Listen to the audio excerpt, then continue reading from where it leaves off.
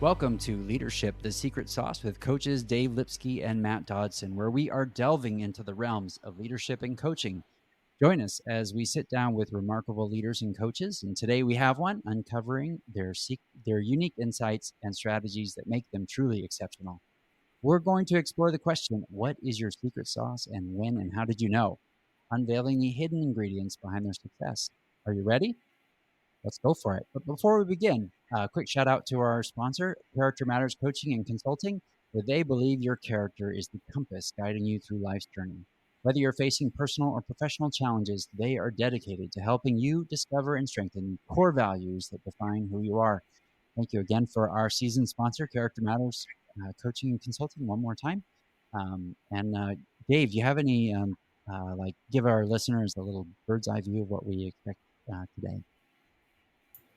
Well, I am very excited to be back with Kristen, who we have worked with in the past. And Matt and I do this podcast because we like hanging out with coaches and learning about what makes them tick, how they develop to where they are, and hopefully there are listeners out there that get a benefit and it helps them on their coaching journey, learn a little more about coaching, and we try to spread the good word. So, Kristen, just to start, we like to start with energy level on a scale from 1 low to 10 high. What is your energy level at this present time? I am a cool 7 right now in terms of energy. I'm feeling good. Cool 7 is good. Yeah. Cool Great. 7. Yeah, because there's a heat wave running across the country. So, cool 7 is good. Matt, how about you? Well, look, we just got our power back from Hurricane Beryl, so I am at least a 9. Yeah. All right. Nine is good. I'm gonna balance it all out and say I'm at an 8. 8. A rising eight because I love talking to friends and I love talking to coaches. So I'm excited about today's session. Kristen, just to start, when you're sitting on an airplane and the person next to you says, "Oh, so what do you do?" How do you answer that question? Before or after I roll my eyes? No. Slight eye roll, looking the other direction. No. It's funny. We all should have this down pat, but I will tell people that I'm a leadership expert. I love digging into how people learn and grow and develop that core sense of leading people, leading teams, leading organizations. And I've spent a lot of time in organizations being a leader, watching leaders, coming alongside them. So I, I frame it that way. And I think most people can understand what that means. If I told people any of the titles I've ever held, they would probably look at me with a cockeyed strangeness because I think companies do a great job of creating titles that nobody but the company understands what they are. But I think everyone knows what it means to be a leader. And so that's where I land. I like it. Does it generate conversation? It does. And typically people will want to know, so what types of things do you do? And they say, well, I coach, I create learning strategies. I love to connect other leaders together to learn from each other. Some people call them masterminds or what have you, but I love to bring communities of leaders together because that to me is where the juice is in terms of learning and developing your leadership edge, is really defining it for yourself, but then listening to others and learning from other leaders. So I try to mix it up a little bit. And then we go back to our drinks and our peanuts or our headphones. So let's kick into the first question. So if we were to ask you, what is your secret sauce of coaching, leadership development, however you define it, on the flight that you're on, Mhm. what would you say it is? Hmm.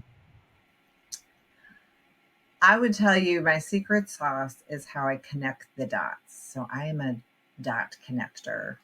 And I was joking a little bit about before when we were talking about being kind of a trendsetter, but it just comes very naturally to me to hear something from someone and it sparks an idea. I'm a creative, I'm an ideator. And if you asked me on any given day when I'm in that mode, my energy level is usually like a 10 or off the charts. So today I'm bringing it in so I don't go overboard. But it sparks for me when I'm listening to other people, and I can really easily connect the dots to either an idea that's already in progress, ways to solve problems differently, and utilize resources within an organization to achieve that. And it's kind of interesting. I only learned kind of what that meant, and I got the vocabulary for my secret sauce from doing a strength assessment. And it was interesting because I always knew I thought differently, and I think about things differently. I see connections that other people don't necessarily see in a very, I'm a very circular thought leader, strategic thinker. I don't always follow a linear path. And so people who follow that linear course of action, they can see the steps. Sometimes the steps that I see are a little different. And so what makes that so interesting when I look back on some of the things that I've done and the ways that I've led teams or came up with ideas to solve critical issues around talent or leadership was through hearing something kind of random, connecting it over here to something we're already doing, and then pulling it all together. And so that's what I would say would be my secret sauce. Okay, so I have to ask a question. One, I've seen it in action, so I would totally agree with what you say.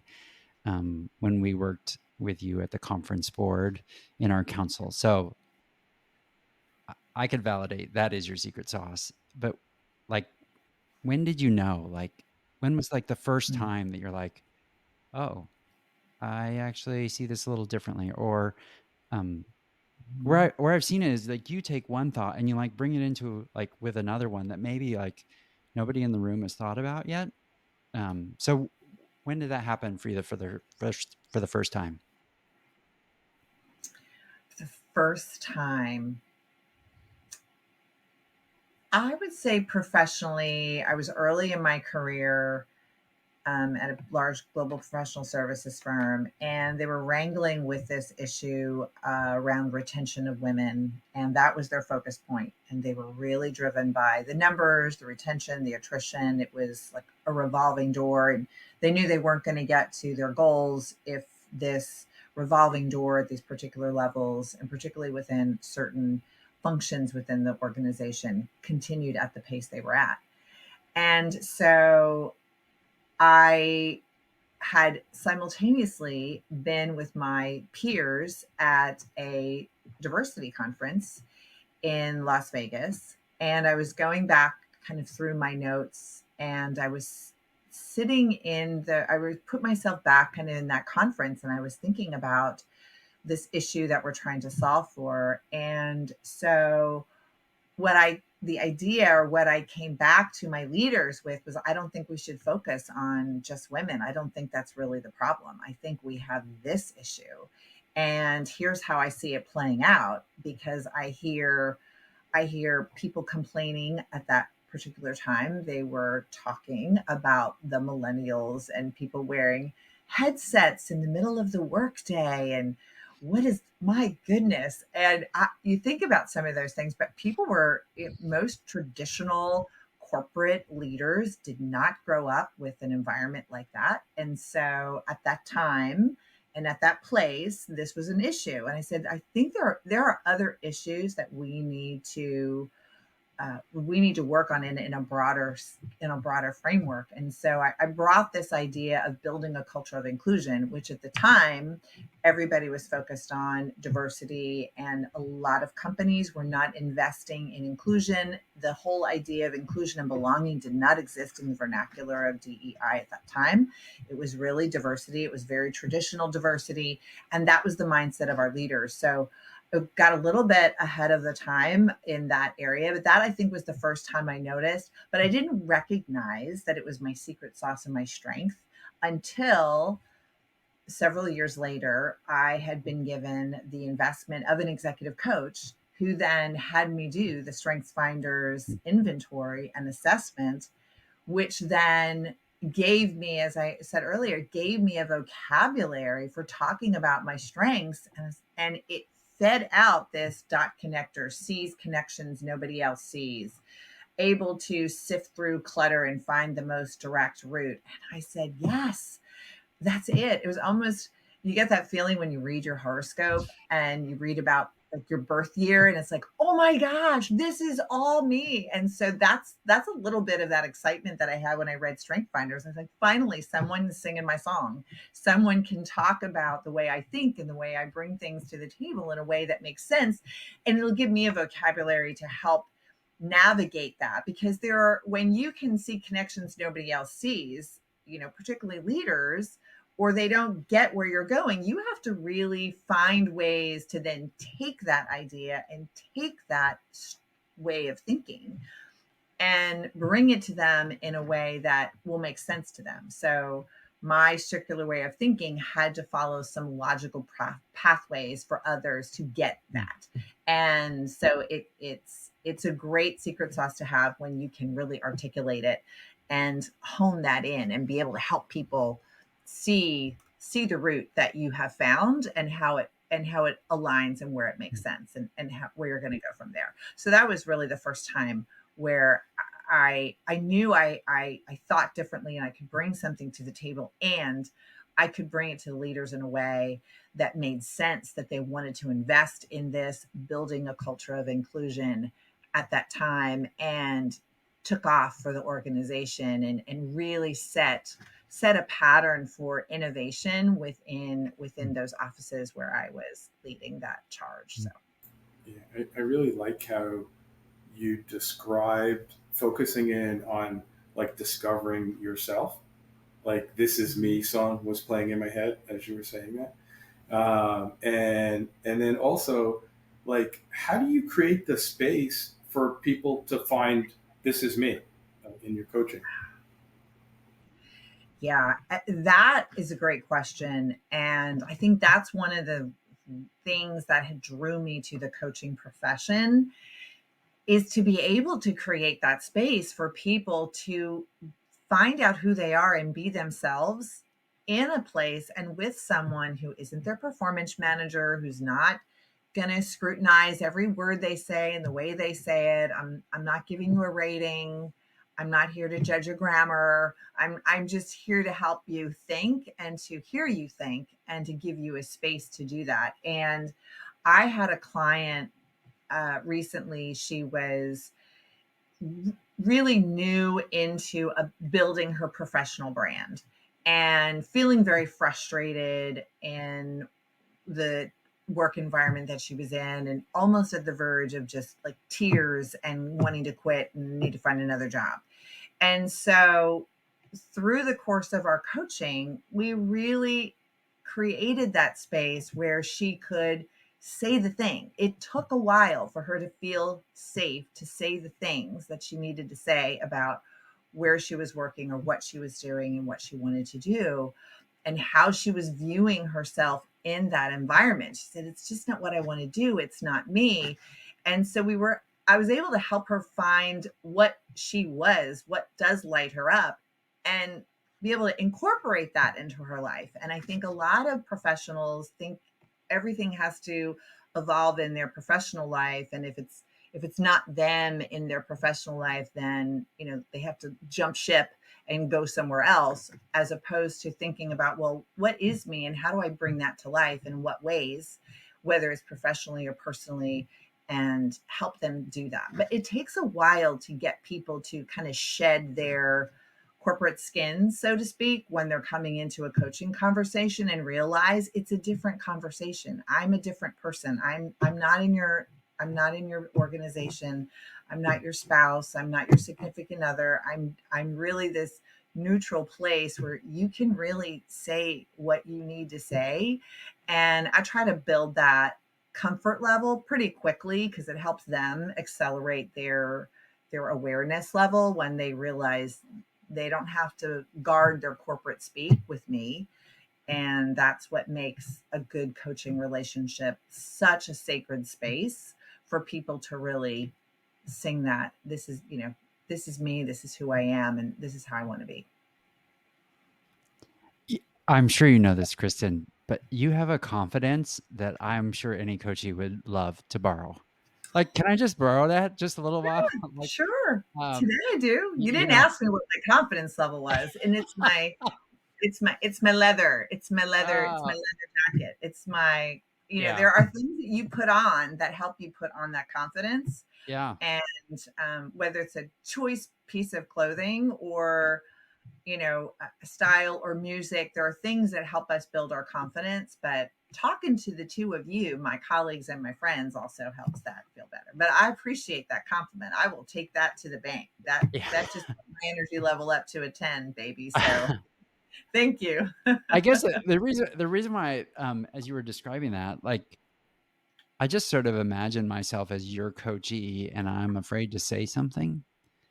And if my coach is like, "Hey, look, this is the place to say it," um, uh, I could borrow your confidence as a coach without it actually, um, like, getting into advice. I can just borrow the confidence. Oh, like, "Oh, I feel like you have courage," and maybe that relationship some of that courage will rub off on me to ask some of those questions. That's what I just hear. I don't you I haven't love said that. any of that, but I just say I can hear that, and I was Mhm. like, "Oh, you know what? If I was really questioning why I was in a particular job, or not in terms of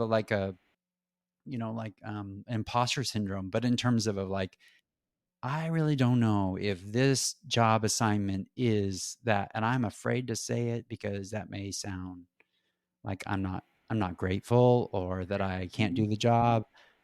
Mhm. That's not the issue. The issue is this isn't like what you said. This isn't me. And if you were Mhm. my coach, I feel like I would say that.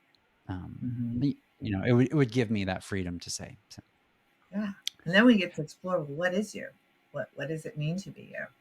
And yeah. sometimes people get lost in their identity, in their professional identity, and they take all of that professional identity on. And when you ask them who they are, they have a hard time articulating that without giving you a title or what they do every day.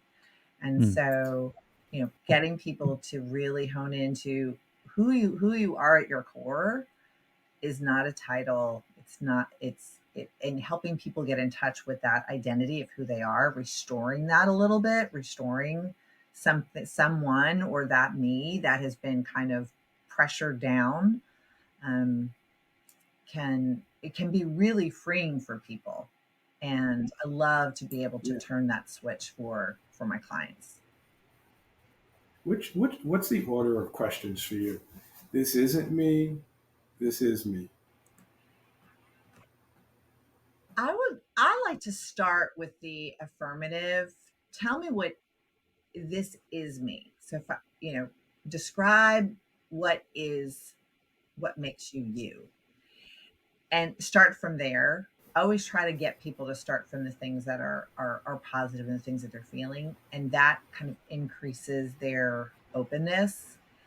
Because I think it's easy for us to just go through a laundry list of perhaps some negative characteristics or things like that and get spiraled into that. And I like to have people spiral up.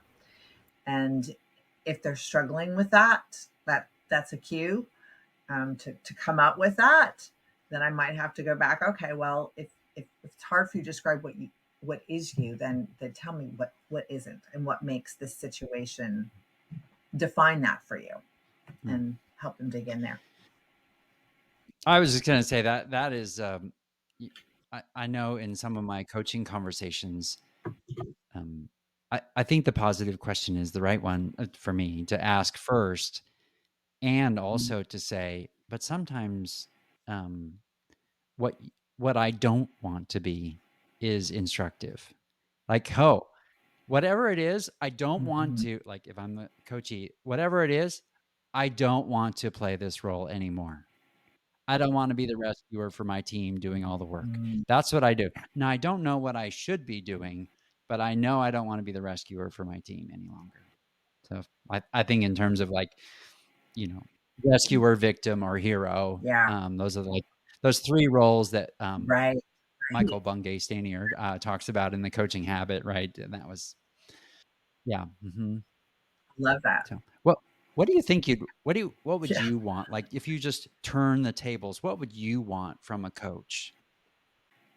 What I want from a coach is someone who can really look me in the eye and call me out if they see something or they hear something from me, so I can dig a little deeper. Because sometimes I, I don't want a coach that's just going to agree or make me feel good about a situation if they're hearing some things that I need to think about a little differently. Because I don't, to me, I really want a coach who's going to maybe help me feel a little sandpaper here and there at appropriate times and push me a little bit to get really deep and get a very clear perspective. I want to make sure that I've got a coach who's going to help make sure that I am having a realistic perspective and I'm grounded in my thinking. And if they hear something or observe something in my storyline or what I'm sharing that kind of makes them pause a little bit, I want them to be able to call me out on it and say, hey, I heard this and I just want to make sure you heard it too, kind of thing, to just help me digress. Because I, I really want someone who you know, can be a little direct. I don't mind that at all. I think that's part of the coaching process. Um, Not that I want someone to be hardlined with me all the time, but to kind of mirror, if I that I've got that direction moving forward and that they can call me out on things. That's what I want them to be able to do. You need a strong coach. Mm-hmm. I do. Yeah, yeah, that's good. Um, all right, Dave, you want to ask the our other question here that you love so much? Oh, the three resources that you recommend. Is that the question you're referring Yeah, to, Matt? yeah, Because I that got is five other definitely. ones that are in my head. Go ahead. Yes. What are three resources you recommend, Kristen? Okay. Well, each of these resources comes with a bit of a suggestion. So I have a recommendation to kind of go with the resources. The first one, two are books, and one is not a book. So there you go. First one is the book Own the Room. I have loved this resource.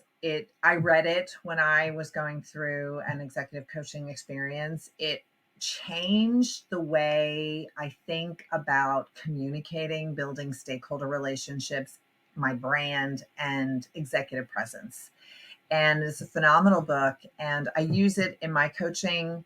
I've contacted, it's a Harvard Business Review Press. So I've contacted them. I use that in learning strategies. So I build a whole series of executive presence, little mini workshops I do with folks along with coaching. I love to dovetail leadership development experiences and learning with coaching. And so I can do straight one-on-one coaching, but I also love to have people, hey, take a look at this, let's read this, let's digest it, unpack it, and coach you through it.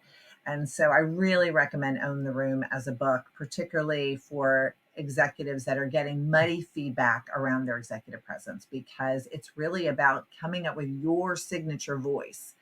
So during times of stress, we slide from how we want to show up and what our signature voice is. And in times of stress, we can go in different directions, whether we're overly directive or overly passive. And you want to find a way to meet in the middle. And I find a lot of executives get really muddy feedback that they don't understand around their communication and how they're showing up and executive presence. And I love this book because it really helps you cut through that clutter and help you connect the dots to the things that are going to make you an effective leader and an established communicator. And there's a lot of great assessments and exercises. So I love that. The second one, so this is kind of fun. So I experienced a really fun process. I am a creative and I also sing, and I love creative writing. And I was going through a series or wanting to write a book and wanting to do some writing. And my church actually had this fantastic group, like class called songwriting. So I went to this class and it actually taught me several things, which I used in prior roles and I do now. So the book is called Writing Better Lyrics. And I love it because it really helps you hone some creative skills in writing. So every morning for 10 minutes, I just free write. I write on a theme. I might pick a popsicle stick, and I just write everything that comes to mind. It is amazing what comes out. And by the time you're almost done at 10 minutes, that's when the juices really start flowing. And so for anyone who struggles with their writing or creativity, is a fantastic exercise that we did. Plus, we did a collaborative experience. So here's the recommendation. Yes, read the book, but find people you can collaborate with to write a song. Because when you are in an experience with other people and you're picking a theme and you're working together, we did this as a group and it was fantastic because everybody brings a different perspective and you can really move forward really quickly in writing and compiling something together. And who doesn't love playing around with lyrics and writing a fun song? So it was a really phenomenal experience and I loved it. And we came up with a song and we wrote it together. And we had people who were a part of it who were, you know, musically inclined. Someone was on the guitar and the piano. And so we were able to write not only the lyrics, but put the melody together. And we did a mini half-day workshop together and like produced a song. But whether you're musically inclined or not, the whole idea of collaborating with others on a creative process, to me, hands down, is the greatest advice and resource that I think all leaders could get you out of your comfort zone or find this gift that might be a hidden talent. So I highly recommend it. And then the third is a group that I've just joined that I'm a founding member of. It's called the Coaching Sisterhood. And my dear friend and phenomenal coach, founding member, if you will, of ICF and so many other coaching organizations, Dr. Kimberly Jackson, started this because she really wanted to pour into other women who were establishing their coaching businesses and help them. And so the sisterhood is this group of women. We are all different coaches. Some are life coaches, some are executive coaches, leadership coaches. We all come from different backgrounds. We all have different skill levels of coaching and aspirations. And there are moments where we come together to just do working sessions together. Kimberly runs master classes that are for all of the members. They're all recorded. And I will tell you, when I was starting out to explore coaching and build a business, I wish I would have had this resource because I would have done so many things differently and I would have saved myself a lot of money.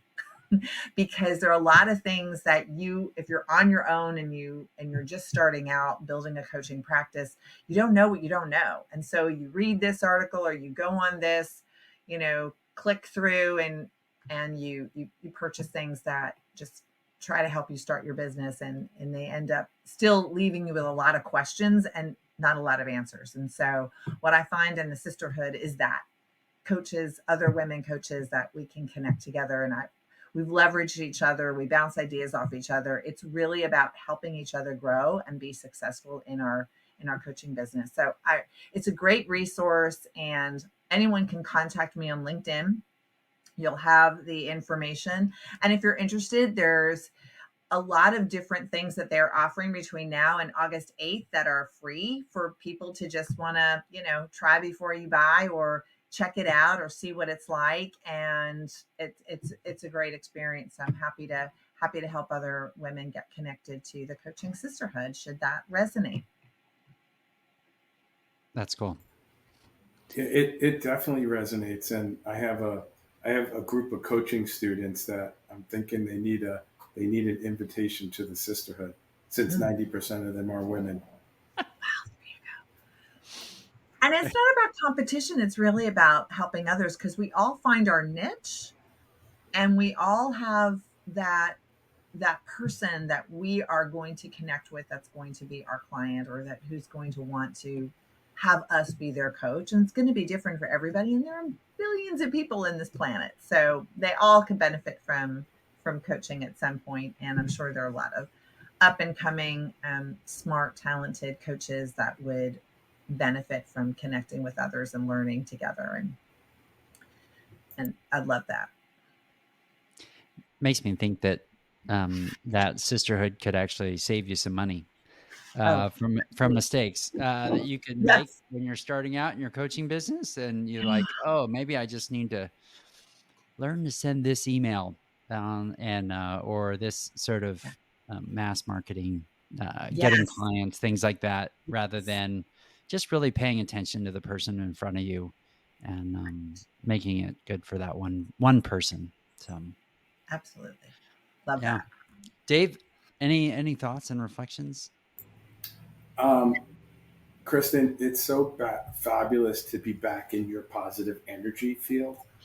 Thank you. I just remember like the times when I felt I was amongst my people, and we would have conversations about things we were interested in, and it reminds me how I need to be hanging out in Mhm. that positive energy. I really do. To build on what Matt said, I love the confidence that you bring, and I also the space that you create for people to come into and find themselves is something that I continue to strive to work on. So that those are the reflections. Those are the things that really stand out, and part of your secret sauces. I appreciate.